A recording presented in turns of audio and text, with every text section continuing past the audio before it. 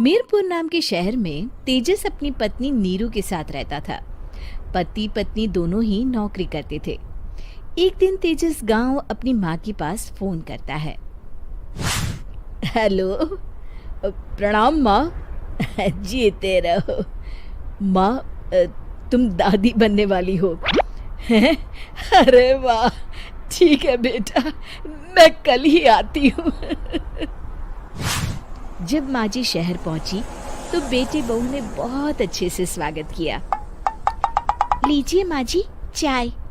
अरे गर्मा गर्म पकोड़े ले आओ माँ के लिए। नीरू रसोई में गई और 2 मिनट में ही पकोड़े ले आई। जी ये लीजिए। बहू, जादू से बनाए हैं क्या? अभी तो रसोई में गई थी। यम्मी। माँ जी, शीला रसोई में पकोड़े तल रही है, मैं बस लेकर आई।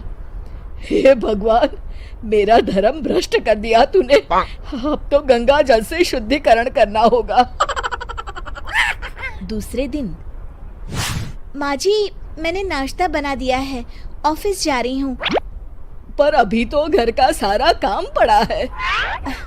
शीला आती ही होगी, झाड़ू पोछा बर्तन कपड़े वो सब कर लेगी। हमारे जमाने में घर का सारा काम हम ही करते थे। जी माँ जी, आप बहुत होशियार हैं, मैं घर ऑफिस दोनों नहीं संभाल पाती। तो जरूरत क्या है घर से बाहर जाकर चाकरी करने की? वैसे भी घर का काम खुद करने से घर में बरकत आती है, समझी? पर माँ जी। पर वर कुछ नहीं, इस महीने की पगार मिले फिर ऑफिस बंद। हाँ। रात को नीरू तेजस से कहती है, सुनिए जी, माँ जी बोल रही थी कि मैं नौकरी छोड़ दूं। वैसे ठीक ही तो है, अभी तुम्हें आराम की जरूरत है। फिर भी आराम कहाँ, शीला को छुड़ाने के लिए बोल रही थी। तो अब 24 घंटे में इतना काम तो कर ही सकती हो। पर जॉब पसंद है मुझे, घर पर मन नहीं लगेगा। अगले दिन जब दोनों ऑफिस के लिए निकल रहे थे, मेरी तो कोई कीमत ही नहीं है इस घर में। माँ जी, आजकल महंगाई बहुत है, रहन सहन भी बदल गया है, दोनों नौकरी करते हैं तभी ठीक रहता है। अच्छा, तू कहना क्या चाहती है? मेरा बेटा तुझे बिठा के खिला नहीं सकता? तू ही इस घर का खर्च चला रही है, हैं? नहीं माँ जी, मेरा वो मतलब नहीं था। मतलब खूब समझती हूँ, ये बाल धूप में सफेद नहीं किए मैंने। हाँ। अब तो ये रोज का काम हो गया था। तेजस भी रोज की झिकझिक से परेशान हो गया था। एक दिन उसने कहा, नीरू, वैसे भी तुम्हें मैटरनिटी लीव मिलने वाली है, तो अभी से ही छुट्टी ले लो। पर क्या, मेरी सैलरी अच्छी खासी है। आखिर नीरू ने रिजाइन कर दिया। जब बच्चा हुआ तो घर में सब बहुत खुश हुए। कुछ दिनों बाद तेजस फाइल देख रहा था। क्या हुआ तेजस, कुछ परेशान लग रहे हो? हाँ, वो हमारी जितनी सेविंग्स थी वो तो हॉस्पिटल में और छठी के फंक्शन में खत्म हो गई है नीरू।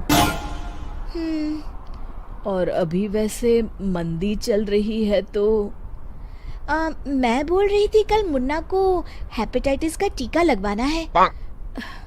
नीरू, क्या पोस्टपोन नहीं कर सकते? नहीं जी, बिल्कुल नहीं। अब तेजस को समझ में आ रहा था कि उससे गलती हुई है। पैसों की कमी का असर घर के माहौल पर भी पड़ रहा था। अगले दिन, बेटा मेरा चश्मा और ये दवाइयाँ ले आना, पर्चा देते हुए माँ जी ने कहा। जी। तेजस, मुन्ना के लिए दूध का डिब्बा और डायपर भी ले आना, और ये किराने के सामान की लिस्ट है, इसे भी लाना है। तेजस गुस्से में लिस्ट मरोड़कर फेंकता है और चिल्लाता है, पैसे क्या पेड़ पर उगते हैं? ये ले आना, वो ले आना। अरे पर ये जरूरत का सामान ही है। वो गुस्से में बिना कुछ कहे ऑफिस चला गया। अरे लंच तो ले जाइए। नीरू दौड़कर डिब्बा पकड़ाती है एक दिन खाना खाने के बाद, नीरू, अब तो मुन्ना कुछ बड़ा हो गया, तो अब तुम वापस ज्वाइन कर लो ना जॉब।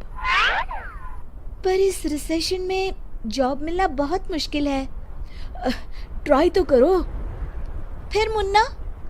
माँ जी है ना, और एक फुल टाइम मेड भी लगा लेंगे। पर माँ जी, उन्हें तो पसंद नहीं।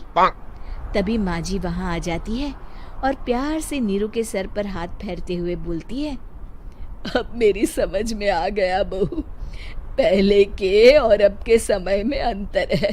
तुम काम शुरू करो, मुन्ना की जिम्मेदारी मेरी।